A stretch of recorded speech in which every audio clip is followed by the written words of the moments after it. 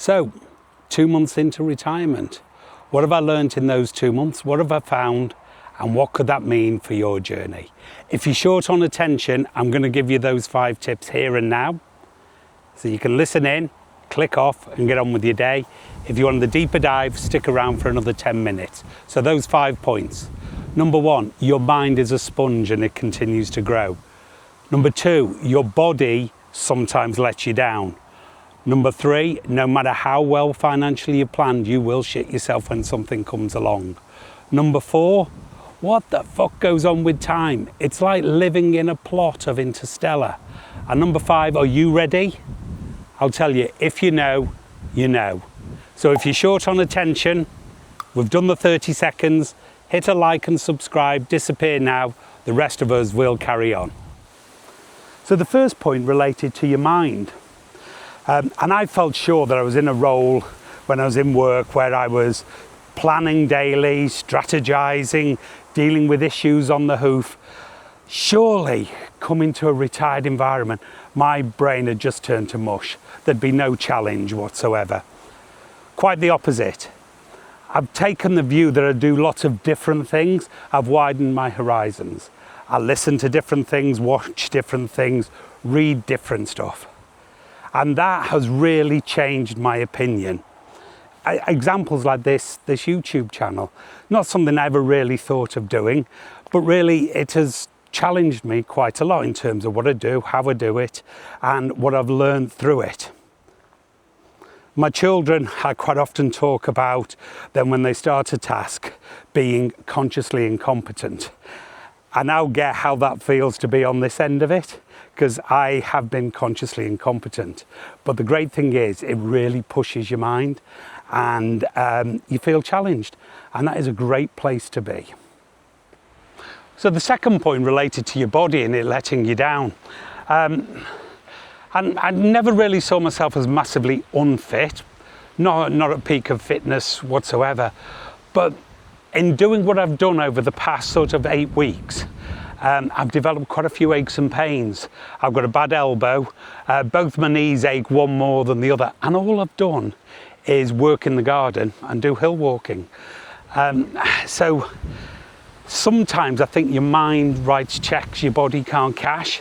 And for example, when I say I did a bit of gardening, I shifted 9 tons of earth by hand over the period of a week. Perhaps I went into it too much. So the bit for you is, take it easy. It's a marathon, not a sprint. Don't dive into it, because the second you start to injure yourself, you start to slow down. And that's not what this is about. And I said number 3 was about money, and more particularly about external influences coming in and changing your opinion. I've spoken previously, I haven't planned a great deal, but I know that myself and my partner were in an okay situation. However, I don't know how many of you caught the UK pensions report in this last week. I saw it on BBC. I'll try and put a few snippets from it up here. But something comes left field like that and it really rocks your world. It shits you up just a bit.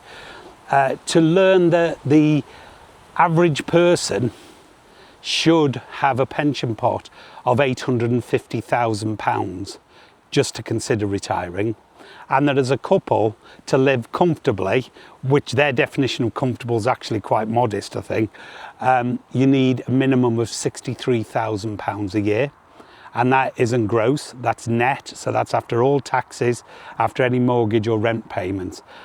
And do you know what, that's above what we've planned on, and so it caused a bit of a wobble. But we went back to looking at what we actually spend. So here's what you need to do. In the run up to retirement, have a look at what you actually spend, not what your gross is. Look at your net and look at how that money goes. And then look for where the fat sits in that money. I'll give you, for example, I knew where the fat was, and instantly I finished, I trimmed that fat down because I didn't want to impinge on the life prior to retirement. So the fat for ourselves turned out to be Sky, both in terms of TV, broadband, but also we had a number of insurance policies on domestic appliances, etc. In total, I've trimmed down just under £200 a month by cancelling all of that and changing my broadband to a much cheaper, and as it is, faster service. So I've saved net £175 a month. And you look at that, if you're saving £2,000 a year the moment you get retired, that actually makes a big difference. So don't worry when things come from left field. If you've had a look and know roughly where you need to be, you'll be fine. So we come to that fourth point, time. What is going on? Days last minutes, weeks last months. It's really weird. It's like, as I say, it's like being in Interstellar. And I don't know what this is about. It's not an issue, it's an observation. But it's something you perhaps need to be aware of. Time just seems to have different qualities. As I say, we're on a Friday today, and it feels so far there have been about 10 days in this week, and I've been busy for all of them. And it just does not feel like it has been only 8 weeks since I retired. When I sat down, I was surprised because I say, we've done a gardening project. We've been away for 2 weeks in the van. We've been out and about to various areas. So we've got a lot in, but it feels like about 4 months have passed, and it is only 8 weeks or 2 months, but every single day has been busy.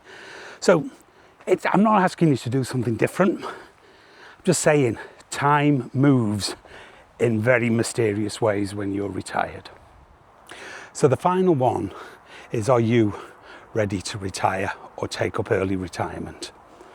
I know I was, but here are 3 things that you might want to consider, not as a checkbox, but really as, am I actually ready? The first of those is the identity issue. If you are comfortable telling people I'm retired, then actually that's a really positive sign.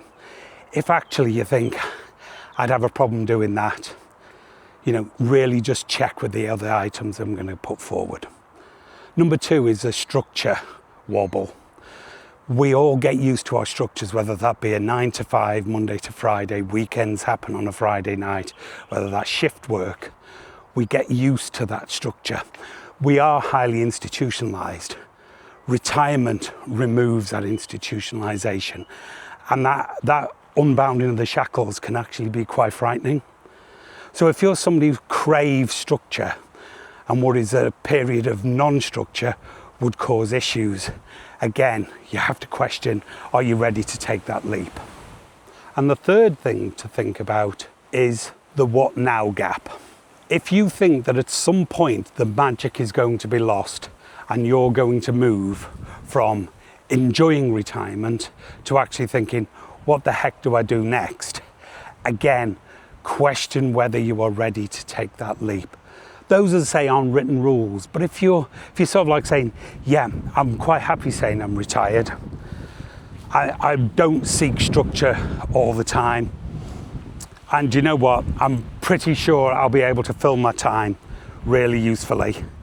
Those really are signs you should actually take the plunge and go for it. So there we have it.